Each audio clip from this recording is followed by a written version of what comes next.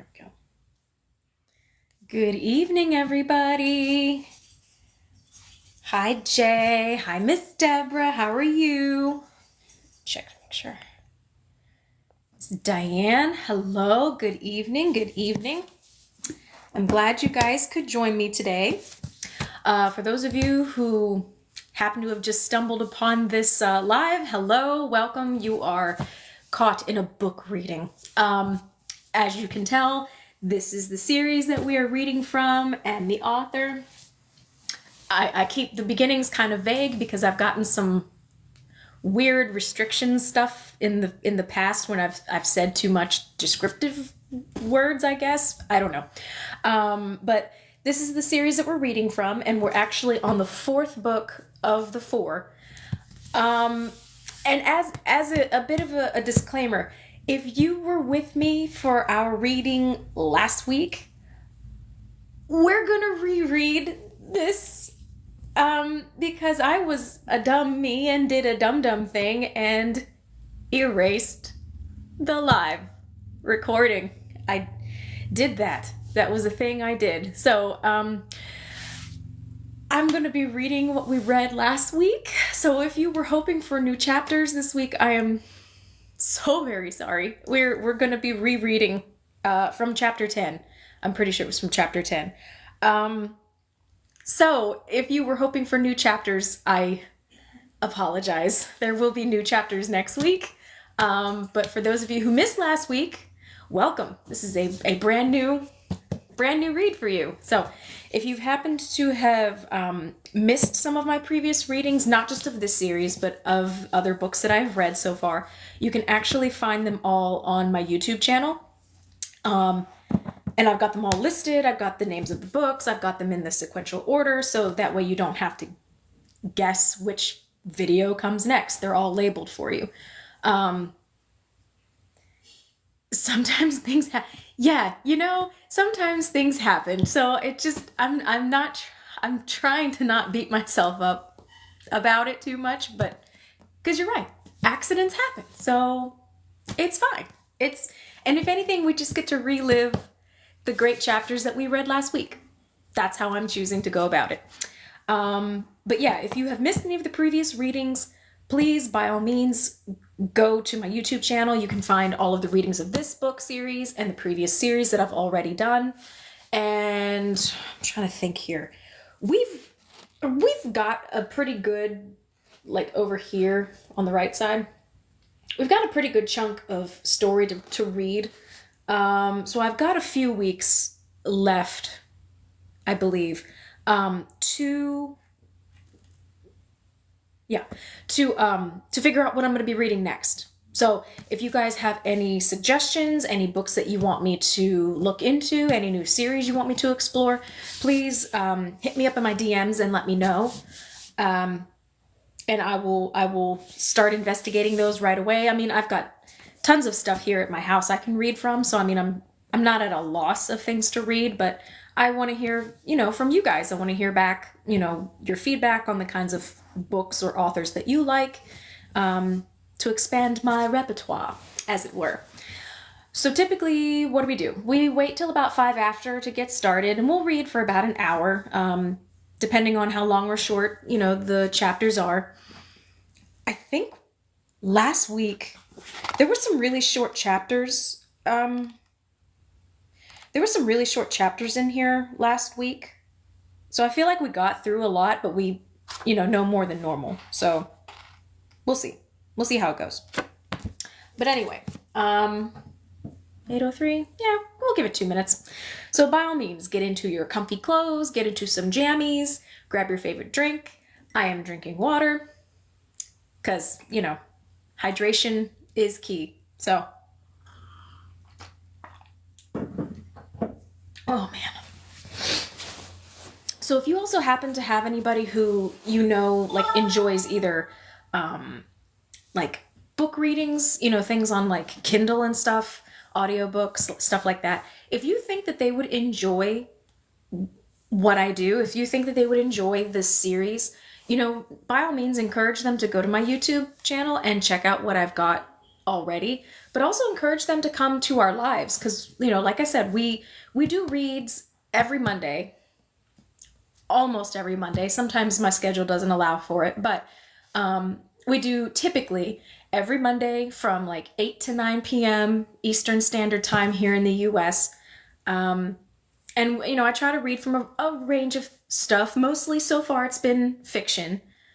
In fact, I think it's been exclusively fiction. But it's been like historical fiction, primarily if it's fiction. There was also, I think, technically fantasy. The Hawksong series, the Kishara series, was a fantasy series, but, I'm always down for other different genres, whatever strikes my fancy. So, but yeah, if you have friends who like books, maybe don't like reading books, but like listening to stories, encourage them to come and listen to me read. I'm more than happy to have you guys in my little reading circle. The more the merrier.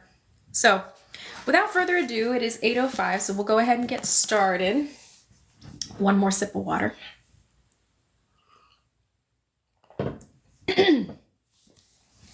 All right. And for anyone who happens to have this book series, if you want to read along with me, we're on chapter 10 of the 4th book, so page 543. We've read through a lot. But anyway, here we go. Apparently, the ceremony of 12 had concluded with a surprise. When the hatchery workers returned at the end of the second day, they were murmuring about it. The second day of the ceremony was always a long day. New 12s were called to the stage individually and their attributes described. It was the first time that the youngsters were singled out and attention paid to the accomplishments of their childhood. A boy might be praised for his scholarship, and the audience reminded of his special abilities in science. Or the chief elder might even call attention to an especially pretty face. It was always embarrassing when that happened because in the community, attractiveness was never considered an asset to be mentioned, and the 12 thus described would blush and the audience laugh. The community was always attentive and supportive. Each adult had been through this experience and knew how important it was. But going one by one did make for a long time on the second day. The chief elder skipped one of the 12, Rolf explained to Claire at the evening meal. She went from 18 to 20. We all cringed. We thought she'd made a mistake. Edith straightened and tensed, demonstrating with her posture how nervous she and the others had been. Everybody thought so. Did you hear the murmur go through the auditorium? Someone asked. And the boy she skipped, number 19? I could see him from where I was sitting. He was completely nonplussed. A young man at the end of the table grinned. So what happened? Claire asked. Well, Rolf explained, after she finished with the last one, number 50? Yes, but of course she had only called up 49 to the stage. Then she apologized to the audience.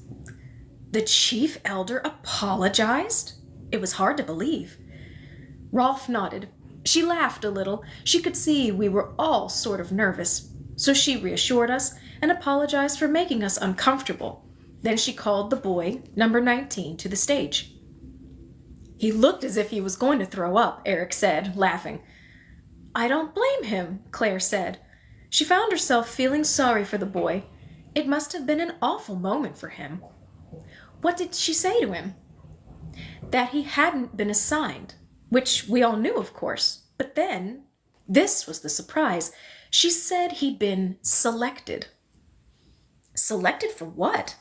Claire had never heard of such a thing before. Rolf raised an eyebrow and shrugged. I don't know. Didn't she say? Yes, but I didn't understand what she was talking about. Did any of you? He looked around at his coworkers at the table. Not really, Edith said. It was important, though. It had to do with the giver and the receiver. Whoever they are, someone murmured. Yes, it sounded really important, Eric agreed. Do you think the boy understood? They all shook their heads. He looked completely confused, Edith said. I felt sorry for him. The cleanup buzzer sounded. They began to gather their plates and forks. Who was he? Claire asked. She was still fascinated by the idea of the selected boy. Never heard of him before. But we all know his name now, don't we? Eric said with a laugh. What do you mean? The whole community called out his name. It was a kind of ceremonial, what would you call it? A recognition. We all shouted the name over and over. Jonas. Rolf, Edith, and some of the other co-workers joined in. Jonas! Jonas! People at all the other tables looked up. Some seemed amused, others a little worried. Then they, too, called the name. Jonas! Jonas! The final buzzer sounded, and they fell quiet. People looked around at each other in the sudden silence. Then they stood to leave the room. Dinner had ended. Chapter 11. Claire walked again along the river before retiring. Once more, she was alone. Usually the workers took walks in pairs or groups, but again tonight the others were tired after the unusual day. One by one they had gone to their rooms, some of them carrying the readers that they were supposed to study in order to advance in their jobs. From time to time, Claire turned her reader on and skimmed the material, but she had little interest in it. She had not been selected for this job by a committee that had perceived her fascination with fish. They had simply sent her here because they needed a place to put her after her failure as a birth mother. She had read the manual pages listlessly several times, guiltily aware of her own disinterest. She had memorized a phrase: cleavage, epibole, and organogenesis. She could still say it, but realized that she had completely forgotten what it referred to. Activation of cortical alveoli, Claire murmured, walking. That was another phrase, a heading she had memorized in the manual. What? A nearby voice asked, startling her. She looked up. It was one of the boat crew, a young man in shorts and a sweater. He wore dark-laced shoes made of some kind of canvas with thick, textured soles that Claire assumed prevented him from slipping on the wet deck of the vessel. She wasn't frightened. He was smiling and looked quite friendly, not at all anyone to be nervous about. But she had never spoken to any of the boatmen before, or they to her. Is that a different language? He asked, grinning. He had the distinctive accent she had overheard. No, Claire answered politely. We speak the same language. Then what is amplification of cortical alveoli? Claire couldn't help laughing. He had gotten quite close to her words, but still he was amusingly wrong. I was just trying to memorize something for work, she explained, a phase of embryonal development. It's a little boring, I'm afraid, unless you're fascinated by fish. I work at the hatchery. Yes, I've seen you there. You've had to wait to unload because of our annual ceremony. He shrugged. Not a problem. Nice to rest from the work. We'll unload tomorrow and be on our way. He had begun to walk beside her, and now they were approaching the bridge. They stopped there for a moment and watched the turbulent churning of the water. Do you ever worry that a bridge might be too low? Do you encounter other bridges? Might your boat be too tall for a low one? He chuckled. Not my job to worry, he said. The captain has the charts and knows the routes. We're 6.3 meters. Never bumped a bridge yet or knocked a crew member into the drink. We're required to learn to swim, but we're not allowed in the river, she found herself telling him. Required? Who requires it? Claire felt slightly flustered. It's just one of the rules of the community. We learn in a pool when we're 5. The young man laughed. No rules like that where I come from. I learned when my dad threw me into a pond. I was 8, I think. Swallowed half the pond before I made my way to the dock, and my dad laughing the whole time. I bawled when I got out, and so he threw me back in. Oh, goodness. Claire didn't know quite what to say. She couldn't imagine the scene. Her own swimming class had been orderly and precise, with special instructors. No heartless laughing men called Dad. After that, I could swim. Wouldn't want to try in this river, though. He looked down at the fast-moving dark water, how it pounded against some rocks near the bank, then slid splashing over them so that they disappeared briefly, then reemerged with foam sliding down their slick, mossy sides. Some years before, A child named Caleb had fallen into the river near here, and the entire community had performed the ceremony of loss. Claire remembered it. The shock, the hushed voices, and how parents had kept their children nearby afterward and warned them sternly again and again. She thought she remembered hearing that the parents of the lost child, Caleb, had been chastised.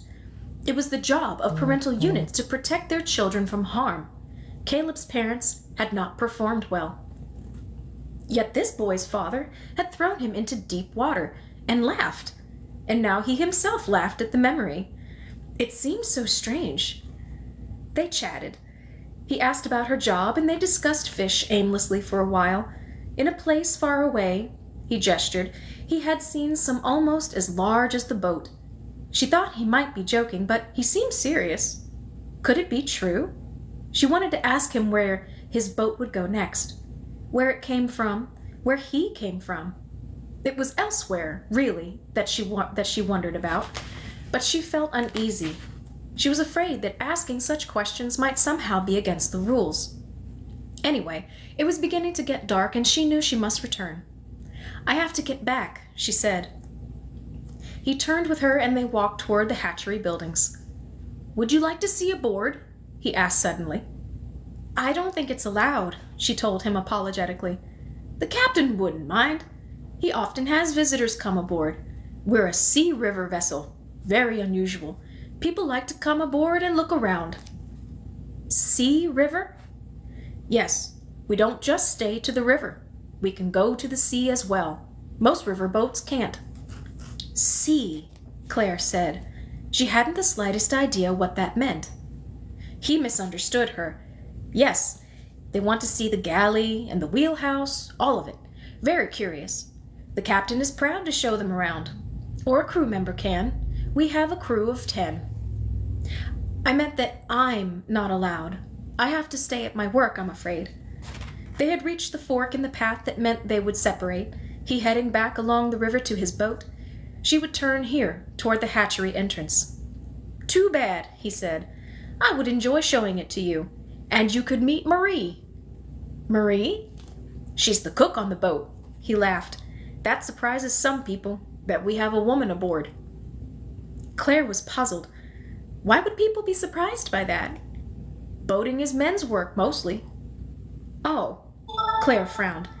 "Men's work? Women's work?" Here in the community, there was no such difference. "Yes, I would have enjoyed meeting Marie and seeing the inside of the boat," Claire told him. "Maybe when you return, perhaps our rules will change, or I might apply for special permission." "Good night, then," he said, and turned toward the boat path. Claire waved and stood, watching as he disappeared beyond the overhanging bushes. Then she turned away. "Sea," she repeated to herself, wondering what it might mean. Sea. Water break. As I spill it all over my floor. Chapter 12. The weeks passed. Except for the secret she carried always with her, the secret of the baby, each day was much like the one before, and the one after. It had always been so, Claire realized. There had been no surprises in her life, or in anyone's within the community, just the assignment ceremony, at 12. The disappointing surprise, then, of being named birth mother, and later, of course, the shock of her failure. But now it was again the dull routine of daily life in the community, the rasping voice through the speaker, making announcements, giving reminders, the rituals and rules, the meal times and the work. Always the work. Claire had been given increasingly more demanding tasks in the lab, but they were still tedious and repetitious. She performed the work well, but often found herself restless and bored. What was it she had been told about this year's ceremony? A boy had been singled out. It wasn't clear why, and no mention had been made of it again. Perhaps that boy, she remembered that his name was Jonas, was doing something different and interesting, but she couldn't imagine what it might be. She had visited the nurturing center again, but been turned away. After all the new children had been assigned parental units at the ceremony, the center was almost empty. Newborns were beginning to arrive to start the year's population, but when Claire stopped by, though, she was greeted pleasantly by the receptionist. She was told that they had no need for extra help until the numbers increased. "It's actually vacation time for nurturers," the young woman explained. "Most of them are volunteering at other places while we wait for more infants." She peered at her computer screen. "We have 2 arriving next week." She smiled at Claire. "Right now," she said, "no need for help, but thanks for stopping by. Maybe in a couple of months." Claire wanted to ask, "But what about 36? He's still here, isn't he? He wasn't assigned, remember? You're keeping him another year. He needs someone to play with him, doesn't he? Couldn't I be the one?" But of course she said nothing. It was clear that the receptionist, however polite, was disinterested and wished Claire would leave. Reluctantly, she turned away and left the building. From time to time, though, she saw the man who worked there, the one who had had a special fondness for 36. She waved one afternoon when, out for a walk after lunch, she saw him across the Central Plaza on his bicycle. He was apparently out on an errand. There was a package in his front basket. He smiled and waved back in reply. She noticed that his bicycle now had a child seat on the rear, replacing the carrying basket that once held 36. The little seat was empty, but the fact that it was there gave Claire hope. It seemed that perhaps the nurturer was still taking him home at night, and he would be sitting up now. Claire pictured his sturdy little body and how he would grin in delight to feel the fresh air and see the trees. She began to time her walks, carefully finishing in the lab and cleaning up there so that she could leave work and stroll during shift change time. She walked to the part of the community that seemed most likely, the northeast corner of the Central Plaza, where the nurturing center stood and then the dwellings began, across the main boulevard. She had hopes of seeing the nurturer heading back to his dwelling for the evening meal, with little Abe riding behind him. Finally, her timing was right. There they were. "Hello there," Claire called. The man looked up, recognized her, and eased his bicycle to a standstill, balancing it with his right foot on the path. "How are you?" he asked cheerfully. "It's Claire, isn't it?" She was pleased that he remembered her name. She wasn't wearing her name tag. It was still pinned to the lab coat she had hung up when she left work, and it had been 3 months now since they had seen each other. "Yes, that's right, Claire. Nice to see you. It's been a while. I stopped by, but they said they didn't need me to help out because the new children had all been assigned." He nodded. "All but this one." Claire hadn't wanted to look directly at Abe, not at first, but now, since he had mentioned the infant in the child seat, she turned her attention there and smiled at the child, who was busily examining a leaf in his hands. He must have pulled it from a bush as they rode past. She watched as he held the leaf to his own mouth and tasted it with a puzzled, uncertain look. She could see that he had 2 teeth. "You're still taking him to your dwelling at night?" The nurturer nodded. "He still doesn't sleep well. It annoys the night workers at the center, especially now that they have some newborns to tend. But my family unit enjoys him. My daughter, her name is Lily, tried to convince me that we should apply for what they call a variance." "A variance? What's that?" "An exception to a rule. Lily thought we should try to convince them that 3 children would be appropriate for our family." "And did you apply?" Claire asked. He laughed. "Nope. My spouse would have applied for an annulment of our pairing if I had. This guy will be assigned to his own family next time around. He'll be fine. But in the meantime, it's fun having him at our dwelling nights." He turned to look behind him at the baby. "Oh, great," he groaned. "Eating a leaf. Well, I've been trained to sponge away spit up. Part of the job." Claire could see that he was beginning to shift his balance and move his right foot toward the bike pedal. "Are you allowed to use his name in public now?" she asked quickly, trying to keep them there for another minute or so. "I remember that you were using it secretly." The man hesitated. "Actually," he said a little guiltily, "we do use it at home, but we're not supposed to. He's still just 36 until he's assigned. So I'm afraid I can't tell you what it is, but it's a good one." "I'm sure it is. They always choose carefully, don't they? I like your daughter's name. Lily.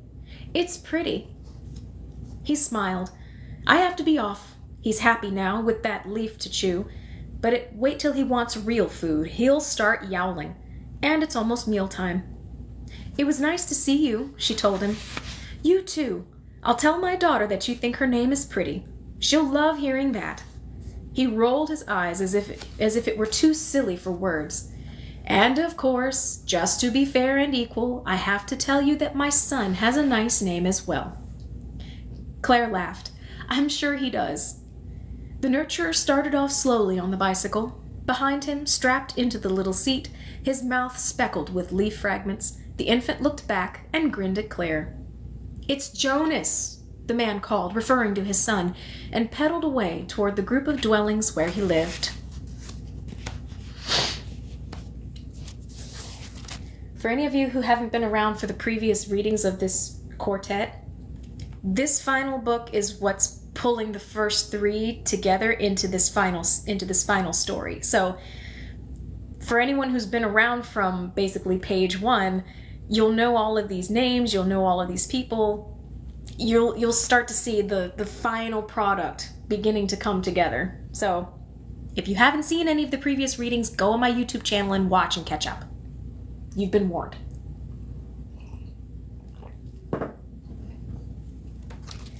Chapter 13. She arranged her days so that she could see them often, the man and the infant on the back of his bicycle. She became accustomed to the times, morning and evening, when the two of them made the short journey to and from the nurturing center, and she took walks then, after breakfast and before the evening meal. Often she encountered them, and usually the man stopped to chat, though sometimes he was rushed and had to hurry on. Little Abe, though she carefully referred to him as 36, knew her now, and grinned when he saw her. The man had taught him to wave his small hand when she said, "Bye-bye," and they rode on. It became something to look forward to, a pleasant interruption to the long hours of lab work, which held little interest for Claire. He imitated her. She poked her tongue into her cheek, making a bump. He stared at it, then pushed his own small tongue into his own cheek. She wrinkled her nose. So did he. Then she did the two things together, her tongue into her cheek, her nose scrunched. Solemnly, he did the same, and they both began to laugh. He was growing, though he was technically now simply a 1. Every new child born his year had become a 1 at the ceremony. She calculated the months from the day of his birth. It had been now 10 months. He's trying to walk, the nurturer told her one morning. He's strong, she said, gazing at the sturdy small legs dangling from the child's seat on the back of the bike. Yes, we hold his hands and he takes steps. One day soon he'll be on his own. My spouse will have to put things up high on the counters. He grabs at everything. You have to be careful, Claire said, almost talking to herself, thinking about how difficult it must be to care for an infant. Of course, that was part of my training, the nurturer explained reassuringly, and I've taught my spouse and children. Hey, he said suddenly, laughing. He turned. The new child was tugging at his uniform. Don't mess me all up. This was just delivered from the laundry. He turned to Claire. Could you reach into that carrying case and get his hippo? He pointed to a zippered case behind the child's seat. His what? Claire pulled the zipper open. His comfort object. It's called Hippo. Oh. She reached in and took out the stuffed toy. All small children had comfort objects. They came in various shapes. Hers, she remembered, had been called Badger. The new child's eyes lit up when he saw it. "Poe!" he said, and reached for the toy. Claire handed it to him. He hugged it with a satisfied sigh and began to chew on one of its small ears. I think they might be ready to have you stop by and help again, the nurturer suggested. We have a batch of new ones. And the little ones take my time, he added. You could come play with 36 and keep him out of mischief. I will, she waved when they rode on and called, "Bye-bye." But the new child was preoccupied with his hippo and didn't even hear her. She saw Marie for the first time. The cargo boat had come and gone now 3 times since the day she had met and talked to its crew member. Each month it arrived and remained at dock only a day, long enough for the unloading. She recognized the boy she had walked with once, and waved when she saw him on the deck. He waved back. Claire almost felt as if he repeated his invitation for a tour, she would say yes, though she would ask permission first, she decided. She would check with the hatchery director. But they came and went so quickly that the boy, odd, she thought of him as her friend, though in truth they had shared only one brief conversation, did not come ashore. And now they were moored again, but she didn't see him. Other crew members scrambled about, tending lines, lifting crates, but the dark-haired boy wasn't there. Claire glanced over at the activity on the boat through the windows of the lab from time to time, and it became clear that he was no longer part of the crew. She mentioned it to her coworker Heather, phrasing it carefully. There used to be a dark-haired boy who worked on the boat, but lots of dark-haired boys. Look, there are 3 of them right there, piling those crates. Heather was correct. 3 muscular young men were lifting and straightening some heavy boxes. Each had dark hair. Yes, but I meant a different one. One who used to wave to me. He and I talked once. Heather shrugged. They come and go. Different ones almost every time. Some stay a while, others not so much. It's not like here, where we get assigned. I think they can decide about their jobs. If it gets boring, they leave. Or maybe something better comes along. Look! Who's that? Claire pointed. A heavy woman had come from the interior of the boat and stood on the deck, watching the crew at work. She wore a stained apron stretched across her wide middle and tied in back. Her light hair was pulled back into a knot, but it was unruly, and as the girls watched, the woman smoothed and retied it. Then she lowered herself and sat on a thick pile of rope, leaning back against the cabin wall, and took a few deep breaths.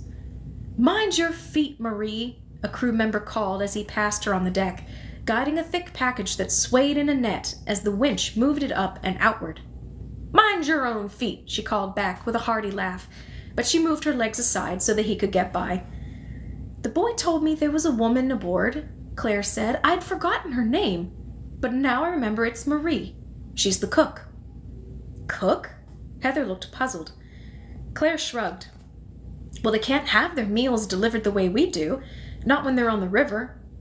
Or the sea," she added in her mind, "so I guess Marie prepares the food." "Her apron has its share of it," Heather said, referring to the darkened, spattered patches on the cloth, and she and Claire both laughed. Their own uniforms were spotless. Their clothing was collected every morning, laundered meticulously, and delivered each evening. "Would you go aboard if they invited you?" Claire asked Heather. "Just for a tour." "You mean like when people come to visit the hatchery and we show them around?" Claire nodded. Often small groups of school children came to visit and were given a little lesson on the life cycle of fish. "I might, if it's allowed," Heather said with a shrug, "but I'm not really that interested in boats." They watched as Marie rose heavily from where she had been relaxing, re-entered the cabin, and disappeared into the dark interior. Claire found herself wondering what it looked like in there. Where did Marie sleep? And how did it feel to be on the river, to stop at other communities? Did people everywhere look the same? The boy she had met wore strange-looking shoes and unfamiliar clothing. He had a different speech inflection, she recalled, and the different hairstyles on the boys was startling. Some had almost clean-shaven heads, others long hair tied back, like a girl's.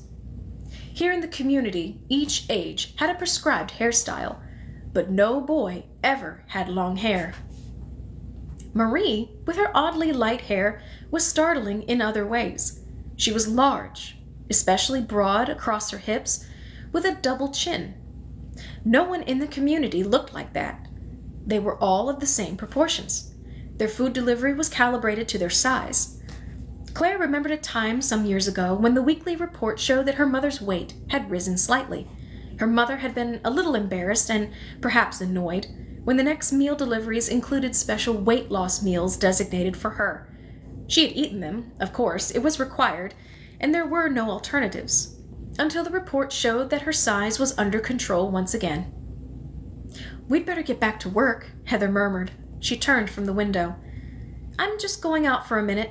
I want to check the temperature in the lower holding pond." Claire could see Heather frown suspiciously.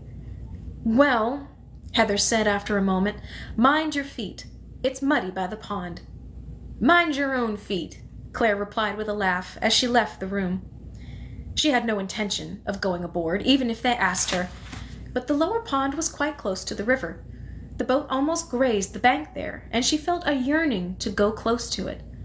Odd, she thought, but she felt almost lured by the boat, in the same way that she found herself drawn to the nurturing center and the new child who had been wrested from her body almost a year before. There was no relationship between the two, but Claire was feeling increasingly connected to both. Standing beside the pond's edge, she looked up at the vessel's smooth side toward the low railing that edged the deck. The huge crates were all stacked now and tightly roped in. There were places near the cargo where there was no railing. How easy it would be to slip on the wet deck and fall into the river below. Mind your feet. She remembered the young man's shoes with their rigid soles. Boat shoes, she had guessed, made especially for the wet deck. Claire was still standing there when the boat's engine made a sudden low sound. In a moment it was a steady hum, and she could see a spurt of dark smoke from a small stack. Some voices called, and she saw a crew member pull loops of rope loose from the moorings. He tossed them to another young man on the deck, and then jumped across and steadied himself as the boat slid away toward the center of the river. From the building nearby, she heard the buzzer that announced the midday meal. She turned and walked back toward the hatchery as behind her the cargo boat moved with increasing speed toward the bridge and beyond. Behind it, at its broad stern, foam burst. Then the river closed around the interruption and resumed its own form again, as if the boat had never been there. Claire sighed. Returning to her ordinary life seemed so unappealing. She would go tomorrow, she decided, to visit little Abe. Hello and welcome to everybody who has joined us for our reading this evening. I'm so glad you could be here.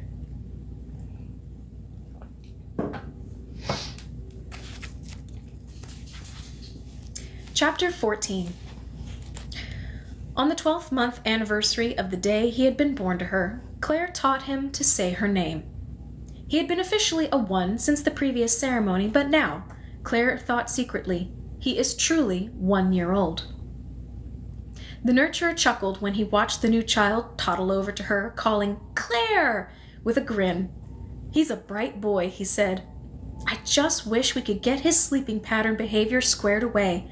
If he's not ready to be placed with a family unit by the time of the next ceremony, well..." "What?" Claire asked when his voice drifted away without completing the thought. "To be honest, I don't know. They can't give him to parents if he doesn't sleep. It would interrupt their work habits to be kept awake at night. But we can't keep him here indefinitely. Not even if he goes home with you at night? He's fine here in the daytime. He hardly ever cries. Look at him." Together they gazed at 36, who was seated on the floor, busily arranging wooden blocks in a stack. Feeling their gaze, he looked over. Impishly, he wrinkled his nose and thrust his tongue into his cheek, making the funny face that Claire had taught him. She made the same skewed face in reply, and they both laughed. "I can't keep taking him home forever. My spouse is already somewhat annoyed about it. The children enjoy him, though. He's been sleeping in my son's room. He seems to do well there. But..." Again, he failed to finish his thought. The nurturer shrugged and went to the other section of the room where younger infants needed attention. "I wonder if I..." Claire murmured, then fell silent. Of course she couldn't. Unmatched people weren't given new children. Even if it were possible, how could she care for him? It was enough to contemplate, and she had, how she could manage a small infant. But now, so well acquainted with this growing, active 12-month-old boy, she could see clearly that they required more, not less, care as they grew. He had to be watched constantly, taught language, fed carefully, bathed and dressed and... She turned away, feeling tears well in her eyes. What on earth was the matter with her? No one else seemed to feel this kind of passionate attachment to other humans. Not to a new child, not to a spouse or a coworker or friend. She had not felt it toward her own parents or brother. But now, toward this wobbly, drooling toddler... "Bye-bye," she whispered to him, and he looked up at her and wiggled his fingers. It never distressed him when she left. He knew she'd be back. But Claire choked back tears as she pedaled her bike back to the hatchery. More and more she despised her life, the dull routine of the job, the mindless conversation with her coworkers, the endless repetition of her days.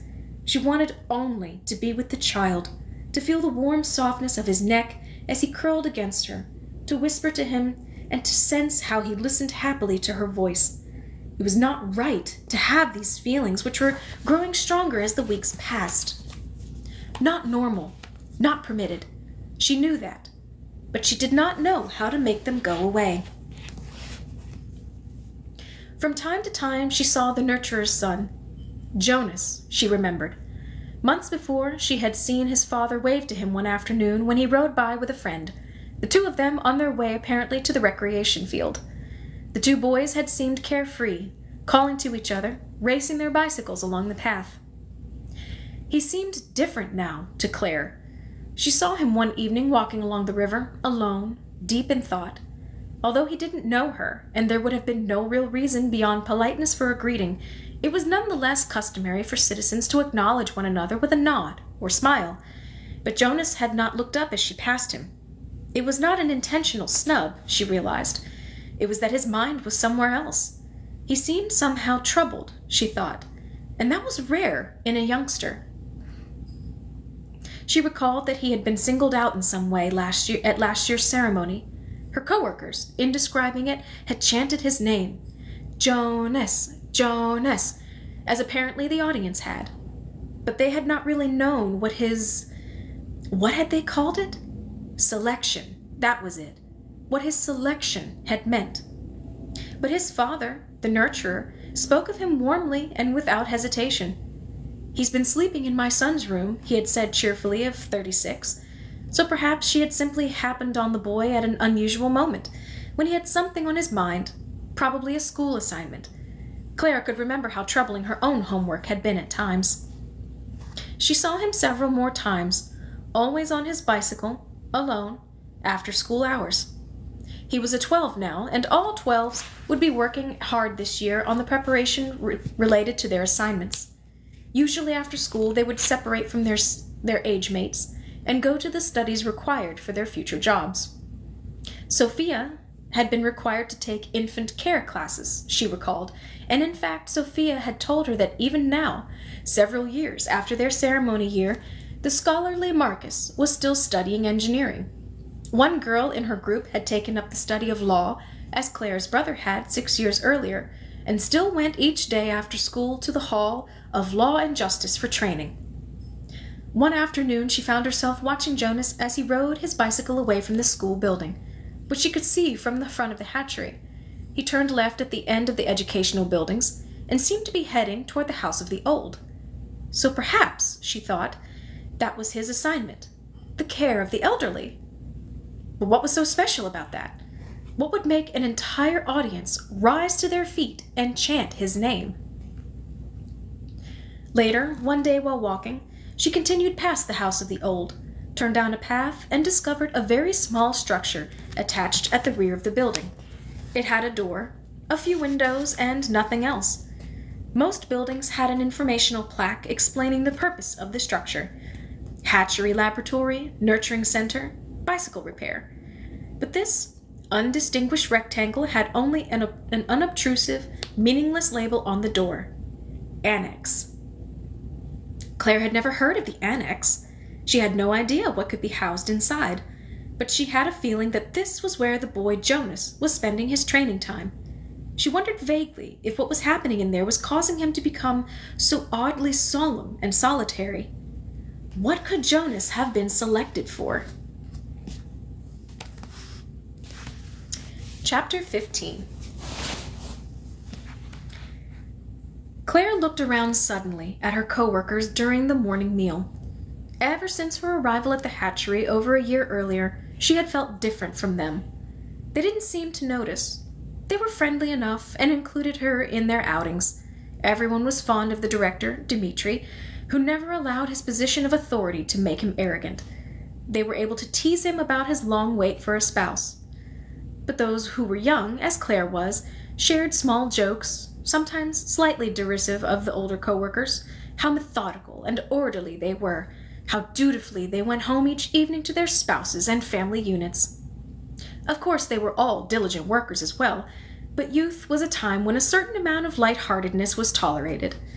Standing on the edge of the holding ponds, they gave the young fish silly names and invented personalities for them. "Look at Greedy Gus. He's grabbing all the food again. Watch out, here comes Big Lips Buster." Claire always smiled at the foolishness. The vessels, during her time at the birthing unit, had done the same thing, found things to joke about, ways to pass the time. She had joined in. She had been part of it, and of them, until the end. But here she had always felt separate, different. It was hard to identify why. But today, at breakfast, she suddenly noticed something that she had taken for granted until now. As they cleared their plates, tossed their crumpled napkins into the waste container, and smoothed their uniforms in preparation for another day of work, each worker did one other routine, quick thing. They each took a pill. Claire knew about the pills. The pill taking in the community began at about 12, or for some children earlier. Parents observed their children and decided when the time had come. She herself had not been deemed ready for the pills before her ceremony of 12. It hadn't mattered to her. Those of her friends who took them found it a nuisance. But when she was selected birth mother at the ceremony, part of her list of instructions had specified no pills. If you are already taking the pills, stop immediately. If you have not yet begun, do not begin. She remembered now that the pill prohibition had seemed unimportant at the time.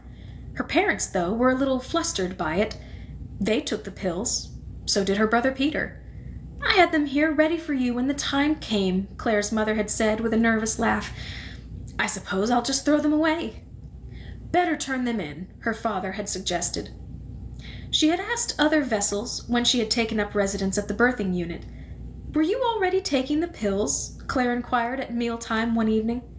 Some had shrugged and had said no, but several nodded. "I stopped right away when I got my instructions," one girl said.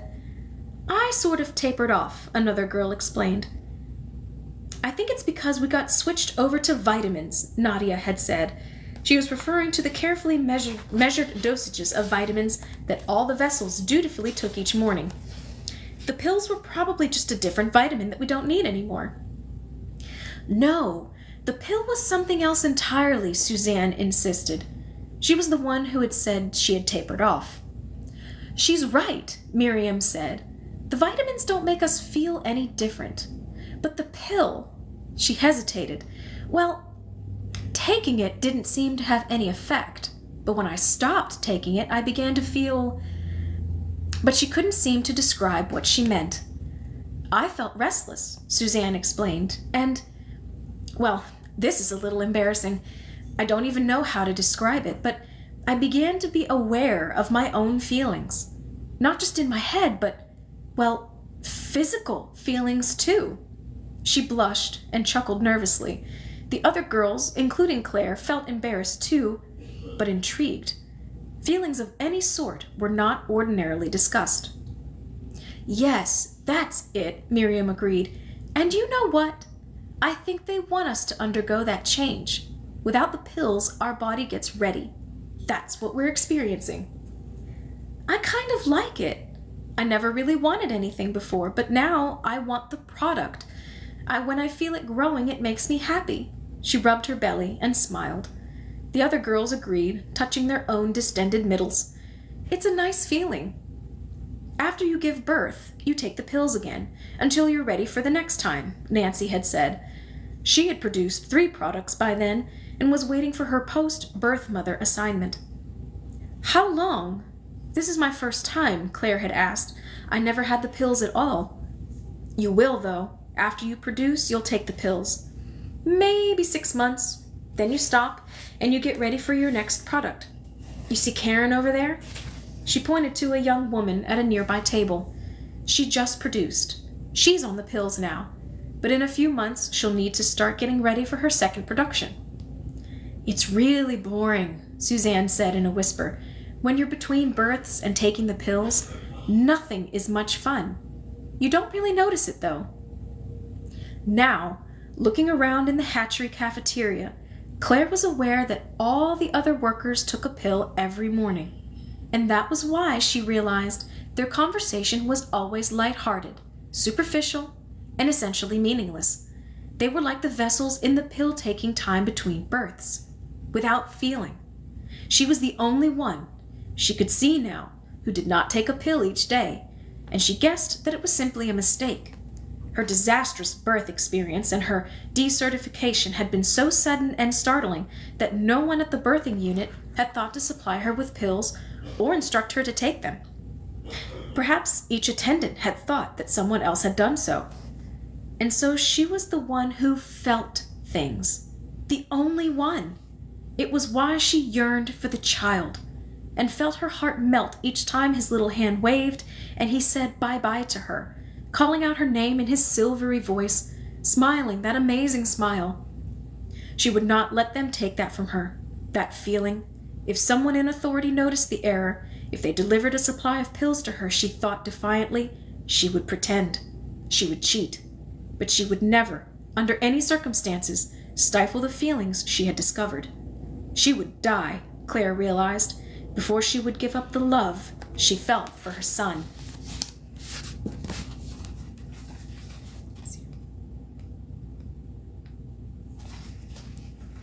Okay.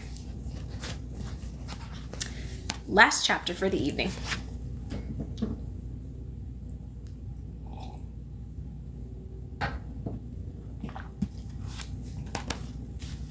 Chapter 16. The supply boat was once again moored by the hatchery. Its ropes had been looped over the posts, and its slanted gangplank slid ashore.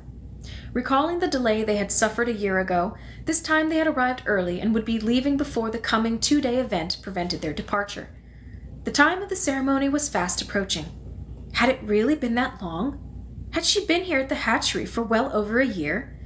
It was hard to believe, but when she thought of the child, of little Abe, she was aware of how he had developed from an infant wailing for a bottle when she first encountered him into a giggly toddler who could say her name, wave bye-bye, and imitate the funny face they now made to each other as a greeting that made them both laugh. Hearing her coworkers mention the upcoming ceremony reminded her that Abe would be assigned this time. He would move to a dwelling, have a set of parents, and perhaps an older sibling. She would have to find a new way of continuing their relationship. Of course, his new female parent, Claire could not make herself think mother, would have a job in the community as all women did, so the child would go to the child care center each day. Claire had done volunteer work there when she was young and fulfilling her required hours. She had enjoyed that time and knew that Abe would be well cared for there. He would be given educational toys, fed a balanced diet fortified with vitamins, taken for walks in the big multi-child stroller, and introduced to basic discipline, the meaning of no and don't, how he must not suck his thumb, though he would be permitted to stroke his comfort object if he needed soothing. He would be tucked into a crib at nap time when the big room's lights were dimmed. Thinking of the nap time ritual, Claire felt a little concerned. Abe still was not a good sleeper. Most toddlers in the child care center responded to firm discipline and learned quickly to be silent when the lights were dimmed. She remembered the rows of cribs with most of the little occupants sound asleep, and those who were wakeful staring quietly at the ceiling. The small children had names by then, and she recalled walking along the row and reading Liam, Svetlana, Barbara, Henrik on the identifying cards. Soon, after the upcoming ceremony, he would officially be Abe. She desperately hoped that the crib with his name on it would not contain a wailing, sleepless little boy who would who would toss his hippo to the floor and thump his feet rhythmically against the mattress, shrieking and kicking, sometimes holding his breath until his face turned frighteningly dark, was what he was still doing at the nurturing center at nap time. Whatever would they do with such a child when he entered the child care system? Failure to thrive, they wrote on his chart when he was very young. Now, failure to adjust? She shuddered. There were very severe consequences in the community for a citizen who couldn't adjust. Surely they would be more lenient with a very small boy, Claire thought. But she wasn't certain. It made her nervous to think about it. She rode over to visit one afternoon, 2 days before the ceremony, and could see the cleanup crews working hard outside the auditorium, obviously preparing for the one time each year when the entire community gathered. Claire would attend this year. Already they had assigned a different worker to remain at the hatchery. It was important to her to see Abe assigned, to know where he would be next. Maybe, since the assignments were so close, she could sneak a look at the paperwork. Sometimes there was a clipboard on the nurturer's desk. Perhaps the information was there. But when Claire arrived at the nurturing center, she could feel immediately that something was wrong. Of course, she thought, they were all very busy because of the ceremony plans. They have to prepare these children, all 50, for new families. A letter would have to accompany each new child, a letter with instructions for the parental unit, feeding information, schedules, discipline reminders, health data, and observations about personality. Of course the staff was preoccupied and distracted. It accounted, Claire thought, for the heightened tension she felt. The nurturer who had always been so pleasant to her, the one with a son named Jonas who took Abe to his dwelling at night, was oddly abrupt when she greeted him. He seemed angry. She could hear a muttered argument taking place in a corner. No one smiled at her. Even more distressingly, when she went to pick up Abe, who was playing with a wooden toy on the floor, someone snatched him away. "Not a good idea to play with this one," a uniformed female worker said. "There's one over there. That girl, she needs to be changed. You could do that if you want to be helpful." The woman stalked off, holding Abe. She plopped him into an empty crib, and he began to howl immediately. Everyone ignored him. "I could maybe quiet him down," Claire suggested, "and you'd be able to get your work done more easily." "Leave him," the woman commanded her.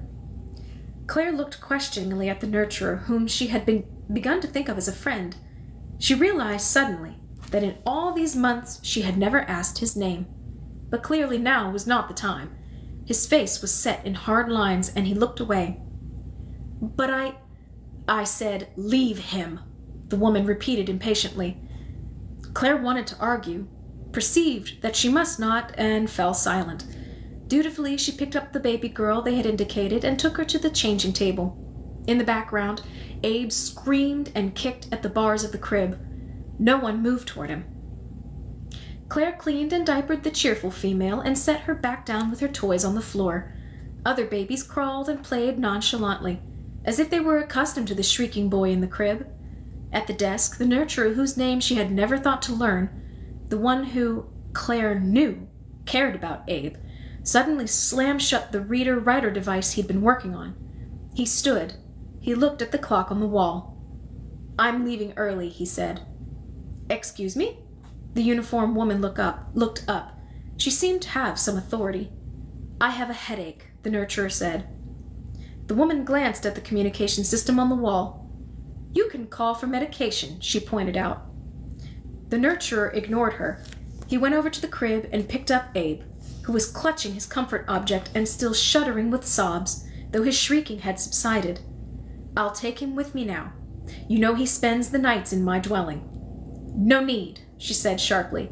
"He might as well stay here tonight. What's the point?" "The point is that my family is fond of him, and I would like to have him with us this evening." He was speaking firmly to her, and Claire could see that she was trying to decide whether to argue. When she turned back to the papers in her hands, it was clear that she had decided against any confrontation. "Return him early tomorrow," she said. It sounded like an order. "I will." He walked toward the door, the toddler in his arms, and then spoke to Claire. "Do you have your bike? Why don't you ride part way with us? You can turn off to the hatchery at the main road." Confused, Claire nodded to the woman who ignored her and followed the man and Abe. She waited to watch him pack the hippo into the carrying case, then strapped the child into the bike seat, then mounted her own bicycle and rode beside him on the path. He didn't speak. The baby glanced at her, smiling now. She lifted one hand from the handle grip, waved to him, and watched him wave back. Both bikes slowed at the intersection where Claire would turn to the right. They stopped. "Maybe I'll see you tomorrow," she said uncertainly. "I know you have a lot of work because of the ceremony, but—" He interrupted her. "I know you didn't attend last year," he said. "Do you plan to go to this one?" Claire nodded. "I especially want to see Abe get his assigned family." The man hesitated, then told her, "They're not assigning him, and no more extensions either. They've run out of patience with him. They voted today." Behind him, the child began to churn his legs. He wanted the bike to start up again. "But what then? Where will he—" The man shrugged. "You should say goodbye now. He'll be sent on his way in the morning." "On his way where?" The child had heard the word goodbye. He opened and closed his chubby hand toward Claire. "Bye-bye," he said. "Bye-bye." Then he thrust his tongue into his cheek and made their secret funny face with its creased forehead and wrinkled nose. Claire tried hard to make the face back to him, but it was difficult. She was breathing hard and could feel tears rising hotly behind her eyes. "Where?" she asked again. But the man simply shook his head. It seemed to Claire that he was unable to speak, that his breath was coming quickly as well. Then he gathered himself and said offhandedly, "It's just the way it is. It's for the best. It's the way the system works. And by the way, you have his name wrong. It's not Abe." "Ready, little guy?" he asked, swiveling his head to check on his passenger. "Off we go." As he started forward, some pebbles spat from the path and stung Claire's ankle. Stunned... Oh, hold on.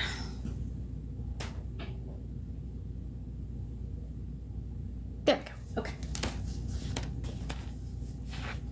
Stunned, she watched the bicycle set off across the path that led to the family dwellings. Years later, many years later, when Claire tried to piece together memories of her last days in the community, the last things she could see whole and clear were the bicycle moving away at the back of the child's head. And the back of the child's head.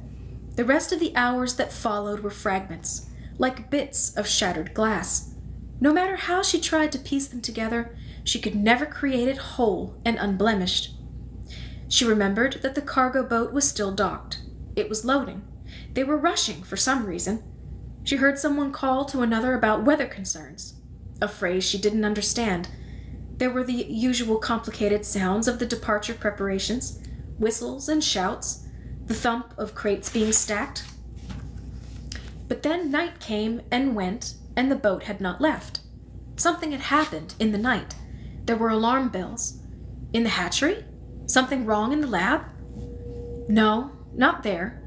The boat? Were the alarms from the boat?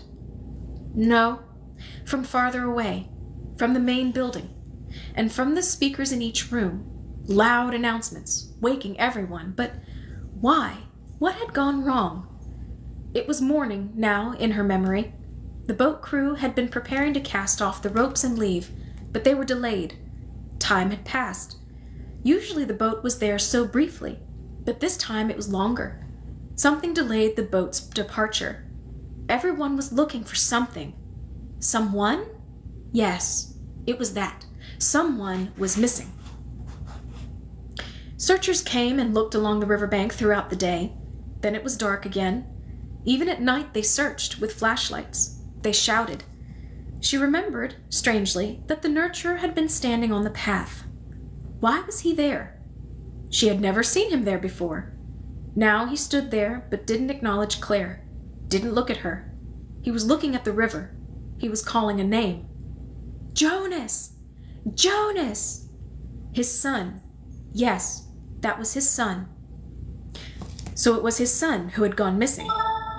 Piecing together the fragments of memory, Claire could feel the cool dirt of the path under her bare feet. Why would she have been barefoot? Everyone always wore shoes. And running. Why had she been running? Now the nurturer spoke to her loudly. But what was it he said? He took him. Jonas took the babe. Was that what he had shouted to her? Elsewhere, elsewhere. But what did it mean? Then, through the blurred confusion of the memories, she found that she was on the boat. She had run up the slanted plank in her bare feet, crying. The heavy-set woman, her light hair unpinned, came from the cabin and put out her arms to Claire. She remembered the feeling of enfolding, the smells, sweat and onions from the woman, fuel and damp wood from the boat itself, a puff of smoke, the scrape of the plank being pulled aboard. She was with them, on the boat. The engine throbbed. They were leaving. Why was she, Claire, on the boat? They were headed elsewhere. They said they would help her find the boy and the baby. My son, she had told them, sobbing. Her next blurred memory was of sea, which she had never seen before. Rain, something she had never felt. Storm, lightning, waves, fear. The men were shouting. She was in the way. They shoved her aside and rushed to tie things down. She couldn't stand. It was wet and slippery, even inside the cabin. She fell. Sprawled on the floor, she heard things slide loose and break. She felt a rush of water suddenly. It pulled at her clothing. Cold. So cold. And then quiet. A hollow, rushing kind of quiet. Darkness. And that was all Claire remembered of those last days, no matter how hard she tried over the hard and lonely years that followed. All right. So, as you can see, we still have plenty left. And I'd forgotten this is actually broken down in... The last book is broken down into multiple books. So we will be starting book 2 of book 4 next week. And if I manage to not do the dummy thing again and erase this recording, which I hope I do not do, I'm sure I will not do, we will be continuing with book 2 of book 4 next week. So, with that being said, thank you guys so much for joining me this evening. I'm so glad that you could be here with me today. For anybody who is stateside, this week is July 4th, so on Thursday. So if you are stateside, happy July 4th. I'm not going to get political, but, happy July 4th. Because, why not? But anyway, until then, please keep yourselves safe, stay hydrated, have a fantastic week, a great weekend, and I will see you next Monday. Bye.